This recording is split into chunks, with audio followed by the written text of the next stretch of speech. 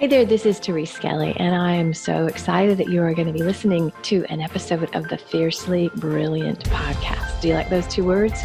Fiercely Brilliant. My hypothesis is that you are here for a reason. We all are. Our souls have led us on journeys that have very often taken some twists and turns, and sometimes it's not pretty. Sometimes there's struggle and there's loss and there's challenge, and in the middle of that, there's always a way out. And it's those times that often lead us into our great life and work. So you're going to hear stories in these episodes of myself and other beautiful people that share the journey. They share how they got to the place where they're standing, working in their brilliance, and being the powerful leaders that they are. So stay tuned and enjoy this episode.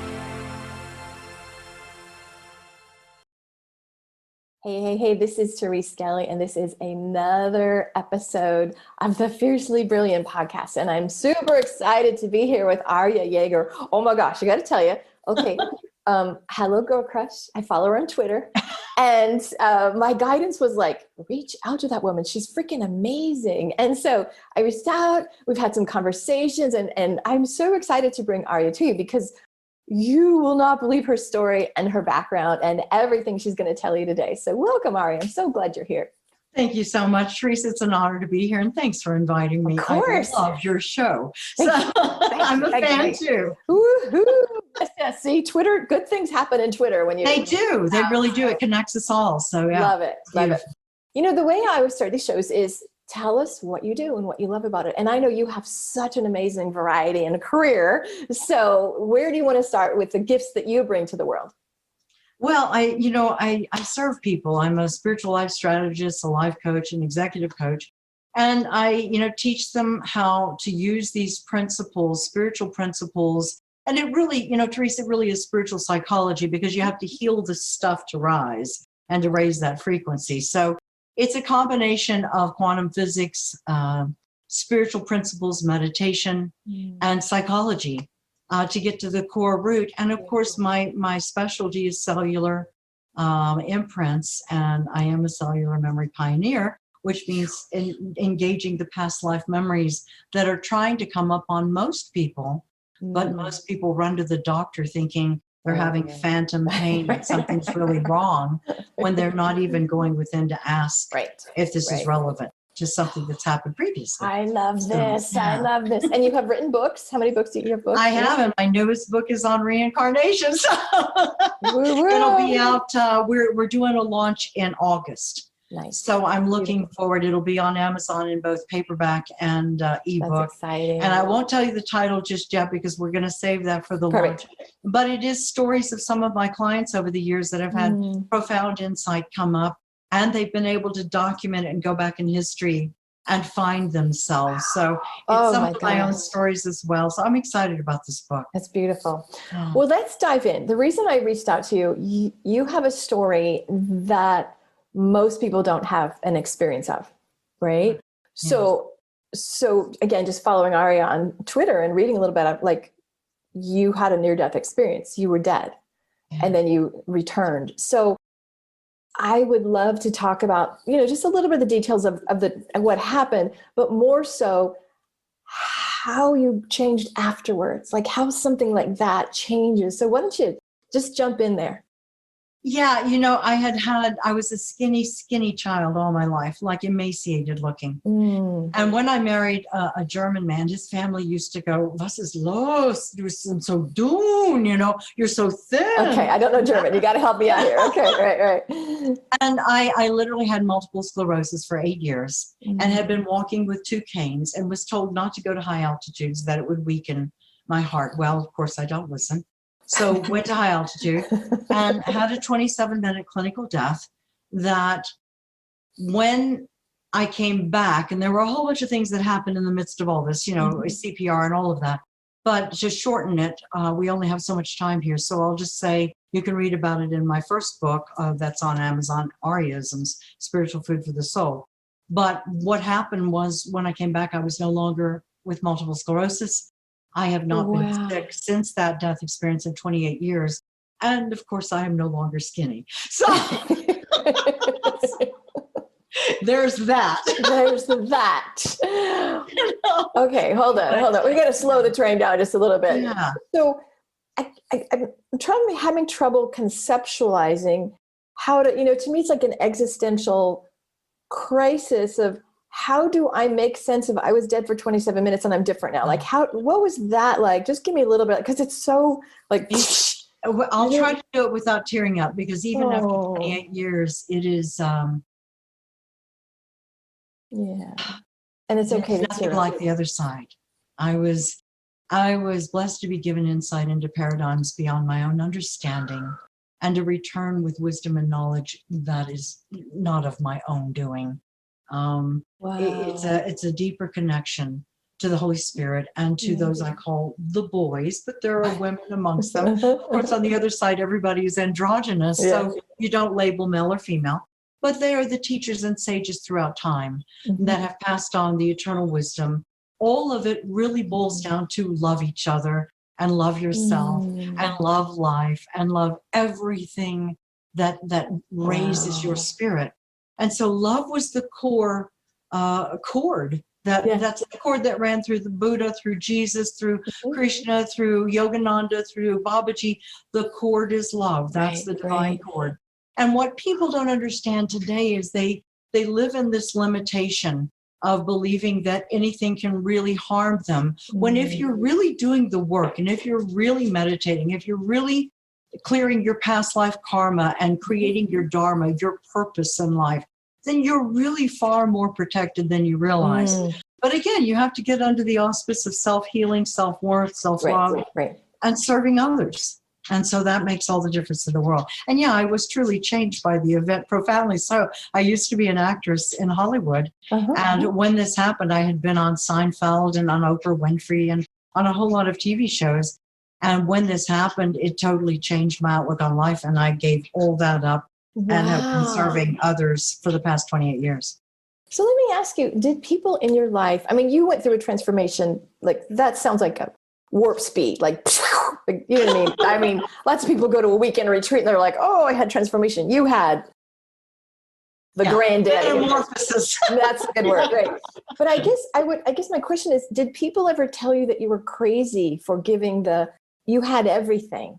Yeah. And then you walked away to serve a higher purpose. Did you get those kinds of messages? No, I never really did. I mean, people look back at some of those videos on YouTube and on pictures, and I look like a vastly different person, because when you've been in the presence of what I call the thronal energies of all the sages and of light that intense, by mere virtue of that being in that presence, you're transformed. And to bring it into a practical application was really the challenge. Because, you don't want to be a guru to anyone. You don't want to be a psychic to anyone. You don't want to wield your gifts with an ego. It's all about humility and staying in the verb of being a good instrument. And that's really all it boils down to, is once you allow that kind of connectivity to fuse, then you just become an instrument. And, people just simplify it. People say, what do you do for a living? I move mountains. That's what I do. I move mountains. You give me a problem and I'll give you a solution. I love that. Oh my gosh. Woo. Okay. So I'm just trying to think where I'm just listening. Do people ever have trouble receiving what you have? Because you are, I mean, on Twitter, and Twitter's pretty political, right? You and I hang out the same Twitter friends, and it's like, there's a lot of hating on Twitter, except for Ariaa. Like, it is just, every post is just edifying and nurturing and building and inspiring. Like, there is so much. That's why I'm like, damn, woman, you are prolific, and it's always good. And it's easy to get dragged into the political fray, but you hold. So do people ever have trouble receiving what you have, like the purity of your love? And like I would imagine that might be repellent for some people. They might be like, crazy. Yeah, it definitely puts you in a zone that makes me uncomfortable, because I don't want to be in the airy-fairy zone, and I'm really pragmatic about what I do. And I'm a Taurus. We're very down to earth. I'm coming up on my 65th birthday, May 1st. So I don't have time for the naysayers. Yeah. You know, I've got more life behind me than I have in front of me. Yes. So I don't put up with a lot of that, but I also believe in why state the obvious. And yet politically, we were all passionate about democracy. Mm-hmm. And so, yes, of course, I threw my 2 cents in, but I don't hate on people. Right. I don't have time for that. I really believe that you can move every mountain with love, even if it's firmly, you know, voicing your position. Absolutely. But yeah, people do often have, you know, a little bit of aversion to anything that scares them or frightens them. And mysticism in general, spirituality frightens people because they're used to a religion, which is control, whereas spirituality is self-rule. And so there's a real big difference. Self-rule means, you know, taking a hold and taking responsibility for every thought you think, every action, every word has a reaction. And that's what quantum physics is. It's understanding that if you put it out there, it's coming back to you like a boomerang and usually multiplied. So it's a matter of being very deliberate and purposeful in your living. And that's a lot for a lot of people. They don't want to take personal responsibility. They want to blame others. A lot of victim mentality out there, right? A lot of victim mentality. So yeah, I think yes and no. But the people that find me, you know, I'm not like these big stars on Twitter that have millions and millions of followers. If I reach one person a day, my work's done, you know, and that's really what I had a client this morning call me from Australia. She was on the phone with me for an hour and a half, and I really felt by 6:30 a.m. my work was done for the day. I mean, it was that kind of really intense service because she's been suicidal over the years. So it's micromanagement to a certain degree. But, you know, if I reach one person a day, I'm accomplished. I don't need millions of followers, and I don't want fame. I have to tell you, those that are searching for fame are really, that concerns me.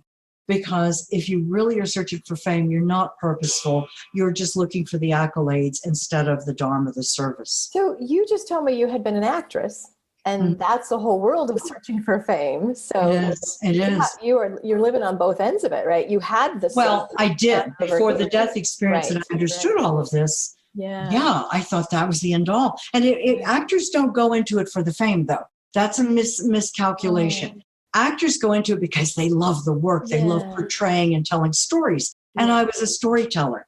So, and I still am. I mean, if you read any of my books, you're a great writer. Love to tell stories. So no, it's actors typically don't go for fame. I mean, you're going to have your occasional fame whores, but most people are in it because they love the story and they love the visuals. And I am a very visual person.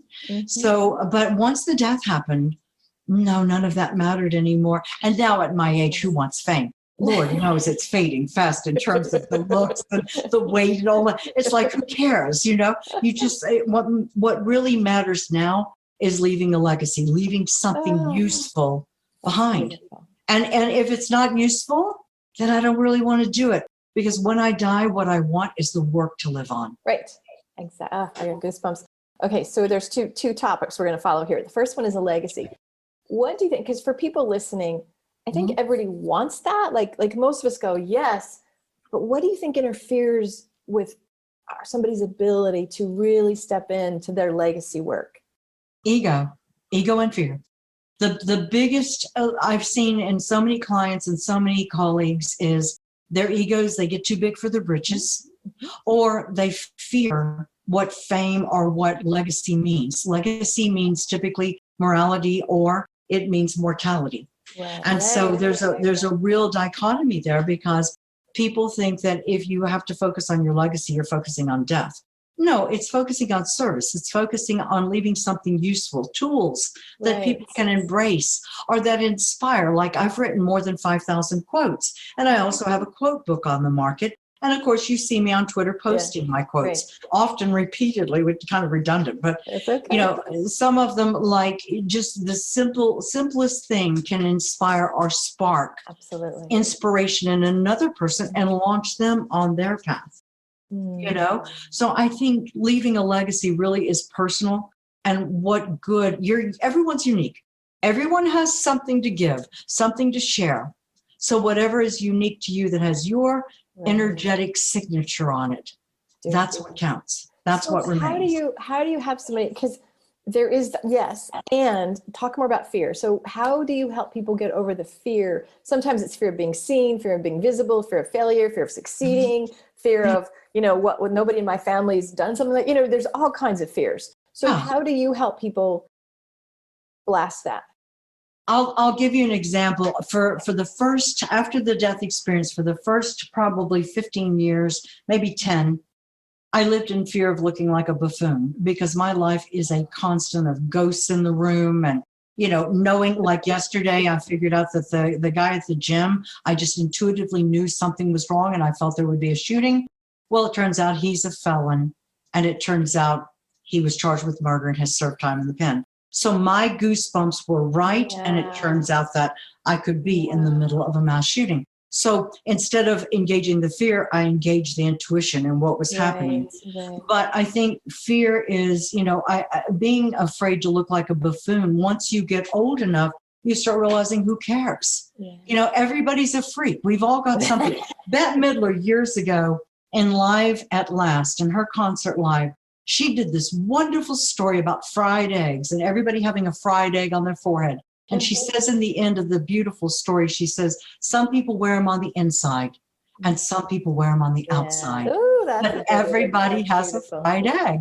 So, the goal is not to worry about what others think. Just be you, just do you. And there will always be someone that embraces who you are and what you have to offer and share. Nice. So now let's move on to the other part, is the aging. We had a conversation earlier about your gut letting your hair go gray. But at this age, there is so much pressure on women to conform and Botox and do and be. And, and so how have you broken out of that? And what's your words of wisdom for people that are maybe humor? You have to have a sense of humor, Therese. Because you're going to wake up and there's going to be something new every day. Oh, good. But I think what's so funny about these women that pump up their lips or pump up their cheeks is then they've got their jowls on their neck and you're not kidding anyone, or their boobs are on the ground. You're not kidding anyone. I say, pick those puppies up, throw them over your shoulder, make a nice scarf out of them.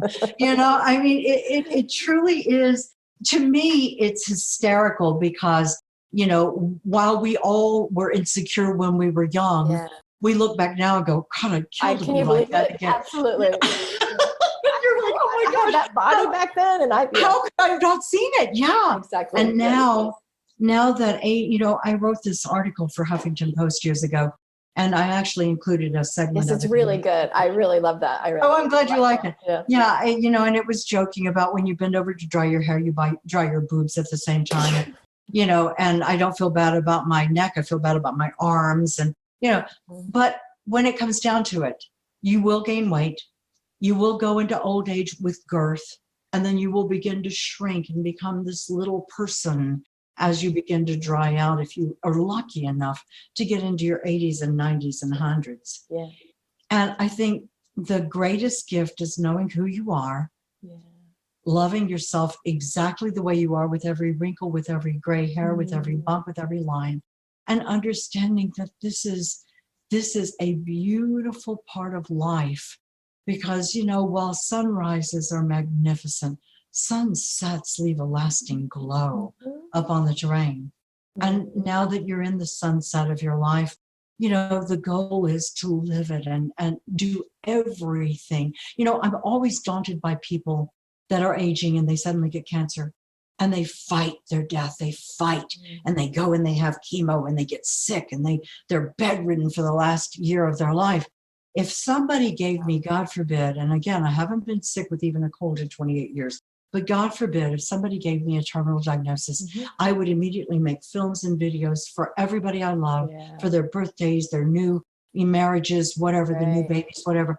And then I would take all of my things, give it away to charity, and go and travel to all of the most dangerous countries that you're too afraid to travel to when you're healthy, because at that point you have nothing to lose. So you would live large. Live big. End it on a bang until you no longer can. And then when you no longer can, prop yourself up in front of the sunrises and the sunsets and play with your animals and your grandkids and those you love.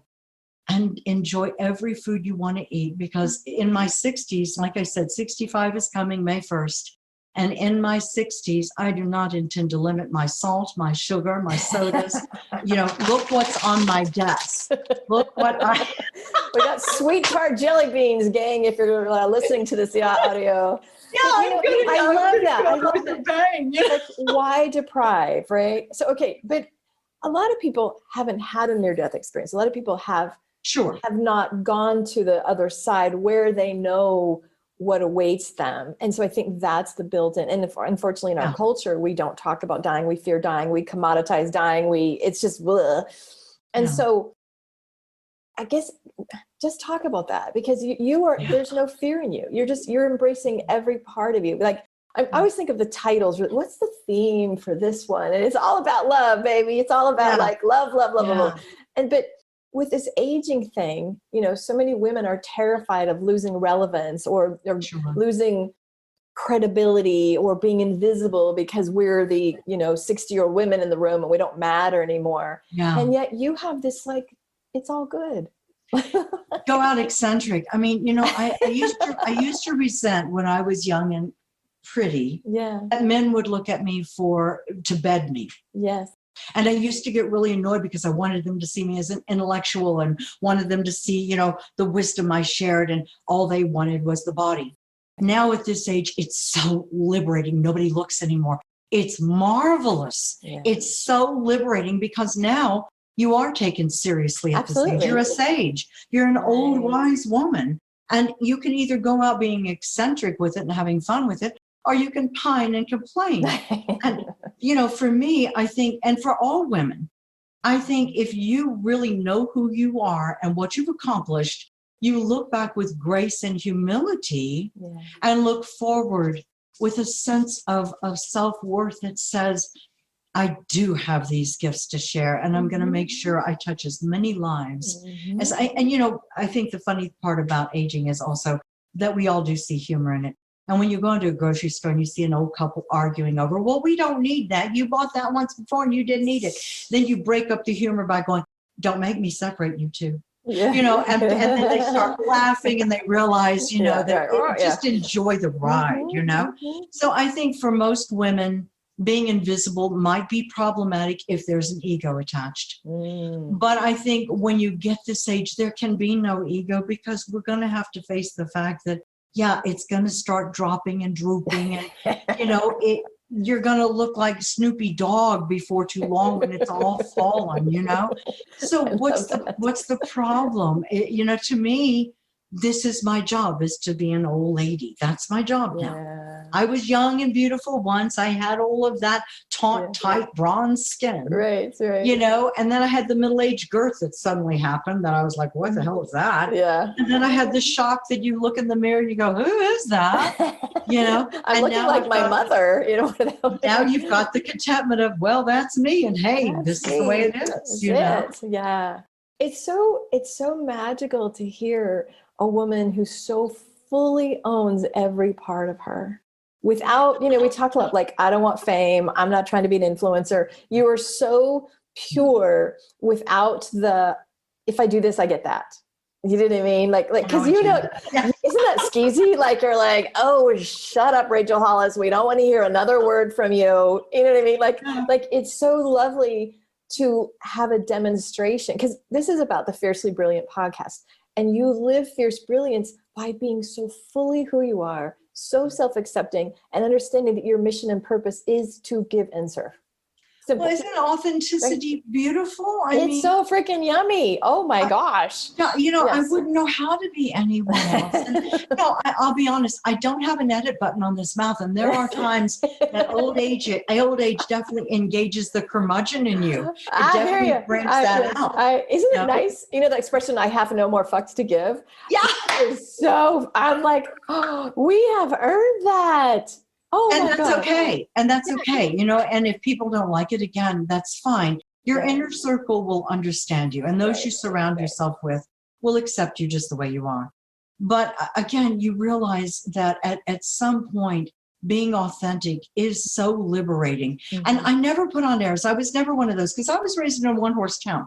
I don't have a childhood to be proud of. Yeah, We were pretty poor people, you know. Right. I've gone hungry. I know what that's like. So anything is better than that. Yeah, you know? sure. And so I think if you can really embrace your roots and realize that we're all the same soul, really. You know, we all come from the core of love, and some exercise it more. But the core of our being really is God, and being one with God, and understanding that it's not a religious thing, it's a power thing. You have all of that energy, all of that power, all of that frequency, all of that love waiting to be unbridled. And you can either unleash it and unbridle it, or you can hold it in and think, oh, poor me.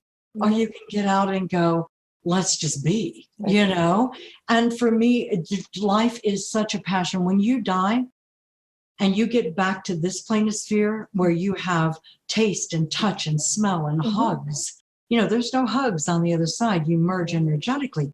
There are no hugs. So you want to hug every dog, every goat, every cow, every human. Yeah. You know, you find that passion about life is everything. And that's what carried me forward. That's so beautiful. So hopefully people don't have to go through a near-death experience to get the level or started on the transformational journey. So if you have like 3 quick tips to get people where you're speaking, what tips do you have that, like, okay, so we don't have to have it killed in a car wreck or murdered. Let's start doing this instead. It goes to my quotes. Loving yourself is the greatest love affair you'll ever have. The greatest love affair you will ever have is the one you have with yourself. And I mean, with all your warts, with all your flaws, try to continue to grow and evolve and heal those, because emotionally healthy is the most beautiful thing you can be. The second is serving others is an honor, not a chore. Serve the animals, serve the humans, serve the earth, serve the environment, serve the elderly, serve the handicapped, serve all of, I mean, you know, jump in. Be a social media activist if you can't be a lobbyist. If you can't lobby your senators and people that, you know, make the laws and can implement change, then get out there and be loud, but be effective. Don't just bitch and whine and complain. Offer up some solutions. Offer up some solutions, actual tangible ways to change and to implement change. And I guess the third would be love everyone and everything, because you don't know what they're walking. You don't know what they've been through. You don't know their plight. Empathy, compassion, and equality are the most important characteristics, and integrity in a human being. You know, you have to understand that everybody's doing the best they can with the knowledge they have at the time. Some will grow, some will stay stifled, but love them anyway. You know, because the greater you look upon everyone as a reflection of you, the more you find yourself. So it really is, you know, one of those profound messages. Mic drop. Oh my gosh. Reflection. So. Okay, so I'm sure folks are going to want to follow you. And in the show notes, Ariaa has given us all the places to follow, right? So you'll have all the links, and look for the new book. By the time this episode airs, the new book should be out. So we're super excited about that. Yes. There's a free gifty that Ariaa is going to give as well. Look in the show notes for that. That is a super, super cool thing. But I just like words of wisdom. Not that you haven't dropped magnificent words of wisdom thus far, but I think sometimes there's that like, wait, there's that one more thing that needs to be expressed. So just kind of tap in. What else wants to reveal itself? You know, stop killing each other. Stop killing everything. You can't kill animals. They all have relevance. They add to the ecosystem. You can't kill each other because you can't create a soul. So you can't do what you can't create. So stop killing each other. Stop seeing people as black or white or yellow or purple or green or polka dot. We're all comprised of love. And you've been black in other lifetimes. You've been Chinese in other lifetimes. You've been, you know, Mexican in other lifetimes. You've never always been white or always been black. We've gone through paradigms and different lifetimes, and we've all experienced things that even you would be astounded at. You know, people are astounded when they find out that they've been a slave, or they've been a Jew, or they've been in other cultures. Right. So if you could just see through the eyes of time, you'll understand that everyone is comprised of the same composition, sound, frequency, color, your soul, your energy, your God. And once you understand that, the skin tone doesn't matter. So love each other. Stop killing each other. Stop killing the animals too. This is a wrap. And what a beautiful way to wrap. Oh my gosh.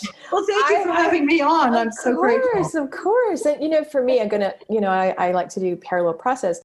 One of the things that I like to demonstrate is trust your guidance, trust your intuition. Like, I'm making magical connections. Like, seriously, I just follow this woman on Twitter for a year and a half. And like daily, I'm like, dang, wow. I always love your stuff. And sometimes I comment and I put little hearts. And I'm like, I'm supposed to ask Ari to be in my podcast? She's a star or what? And I know you don't say you're a star, but your background, like she's, author and, hung out in Hollywood. And I'm like, I'm supposed to ask her? Now, I could have said, oh, that's crazy. And yet I know I always follow guidance. So I get over any fear. I get over any like, oh, she's so busy. And I'm like, shh, just ask. and so I really want to leave that with you. You never know. Like, we've had a couple of conversations, magical connection. I love this woman. Yeah. And look what she gifted us with today. Like, deep, beautiful wisdom. And so, gang, if you're listening, if you are guided to reach out to somebody, even if it feels like, what? Some lady on Twitter with what? Follow it. Follow the guidance, because there's always divine connections. And so that's what I want to wrap up with.